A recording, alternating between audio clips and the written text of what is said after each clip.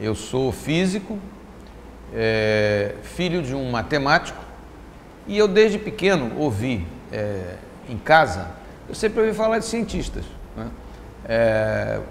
Para te dar um exemplo, né, eu desde pequeno ouvia falar em Maurício Matos Peixoto, um importante matemático brasileiro, com um resultado muito fundamental, que foi revolucionário na área de sistemas dinâmicos, né?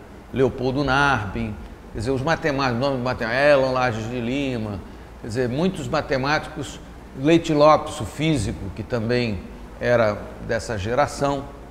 Então, na minha casa, cientistas e ciência eram coisas constantes, né? Meu pai sempre falava disso, falava com muita admiração de certos colegas, estava sempre preocupado, né, com o trabalho de pesquisa dele. Me acostumei a vê-lo preparando aula, né, tarde da noite, com um esmero muito grande. E uma vez eu tive a oportunidade de assistir uma aula do meu pai, que realmente é uma coisa muito impressionante. Eram aulas dadas com uma dedicação muito grande, muito bonito de ver. Então eu obviamente tinha um ambiente que já era meio propício a gostar de ciência. Quando foi em 1966, no final de 66, meu pai foi, a situação aqui no Brasil estava complicada para os cientistas, era uma época em que de poucos recursos, nós tínhamos acabado de passar por um golpe militar em 1964, né? E a situação era confusa, então ele foi passar 2 anos no Canadá.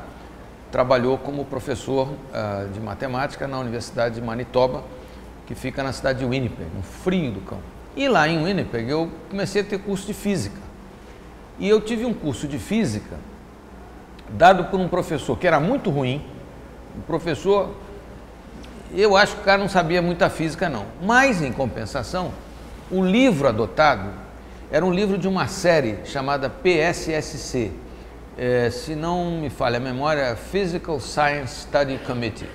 Era um comitê, né, nos Estados Unidos, se debruçou sobre essa questão. Vamos tratar de escrever um livro de física bom para o ensino médio. E era um livro fascinante porque ele acoplava o que você aprendia a experimentos. Então, digamos, não era só o livro, era o livro, todo um conjunto de experimentos que você tinha que realizar, né? Me lembro de ter brincado, aprendi sobre ondas brincando com essas molas, que lá ele chamava de slink, é uma molinha que você faz um pulso propagar, é uma coisa fantástica, você vê, né, as coisas acontecendo. Então esse livro, esse PSSC, me motivou muito, né? Eu comecei a gostar de física e de uma hora para outra me tornei o melhor aluno de física da escola, a despeito do professor. Eu acho até que o professor me ajudou, porque como eu não confiava muito nele, eu me esmerei por estudar, né, a matéria por minha conta, né, e me dedicar bastante. E fui cada vez mais, quer dizer, isso veio acoplado também a uma época que eu estava, sei lá, no meio da adolescência, e eu começava a me fazer pergunta, de onde é que veio esse mundo? Por que o universo é assim? Entendeu? Eu nunca ironicamente, eu nunca trabalhei em cosmologia, mas o que mais me aproximou de física no começo foram questões cosmológicas, né? De saber a origem do universo, como é que, né, essa coisa evoluiu e tal. E aí a escola no Canadá, eu fui em Winnipeg, eu cursei a Kelvin High School. Então até o nome da escola era uma homenagem a Lord Kelvin, que é um físico, né? A temperatura Kelvin, por exemplo, é o nome dado em homenagem a ele.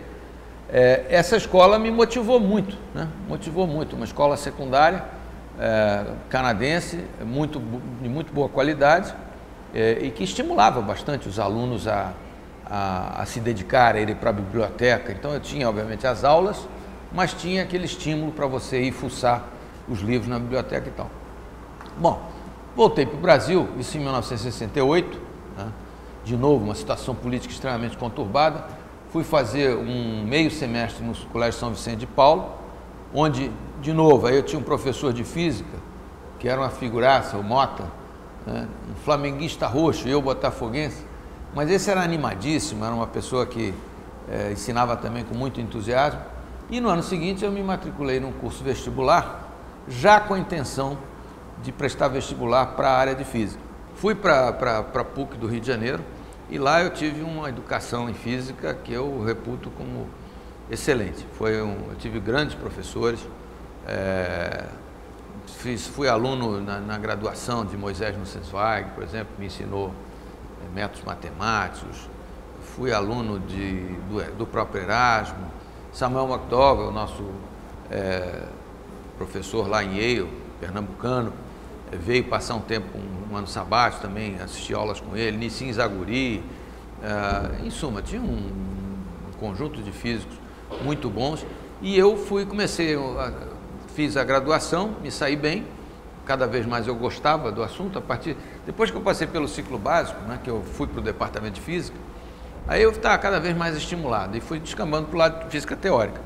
E aí tive a sorte de trabalhar, comecei trabalhando com o Samuel McDowell na minha tese de mestrado, mas o Samuel teve um acidente, voltou para os Estados Unidos, e eu terminei a tese com o Jorge Andrés Fieca, que tinha retornado de um ano que ele tinha passado na New York University, e esse físico foi um grande físico teórico brasileiro, espetacular, um homem que tinha um conhecimento de física profundo, uma intuição maravilhosa. Infelizmente nós o perdemos muito cedo, ele faleceu com uns 43 anos, tinha resultados importantes que até hoje são relevantes. Hoje em dia que está se falando nessa história do bóson de Higgs, etc. O Fieca foi uma das pessoas um dos precursores desse mecanismo matemático, né? Isso não foi nem dito por mim, foi dito por um grande físico suíço com quem eu trabalhei, chamado Jürg Fröhlich. Numa conferência em Lesuche, ele fez questão de assinalar a contribuição do Fieca.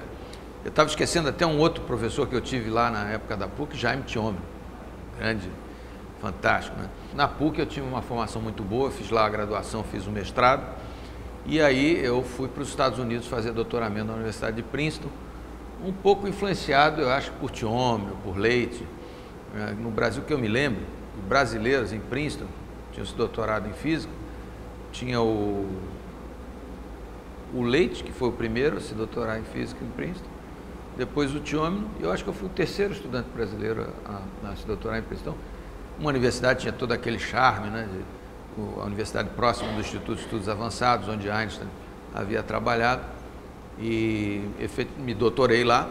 E aí eu passei um ano como pós-doc trabalhando no CERN, esse grande laboratório, onde eles acabam de descobrir um indício, né? Quer dizer, eles descobriram uma nova partícula que muita gente tem a expectativa que seja o bóson de Higgs, mas isso é algo que a gente ainda vai ter que esperar um pouquinho até que se estude adequadamente todos os decaimentos.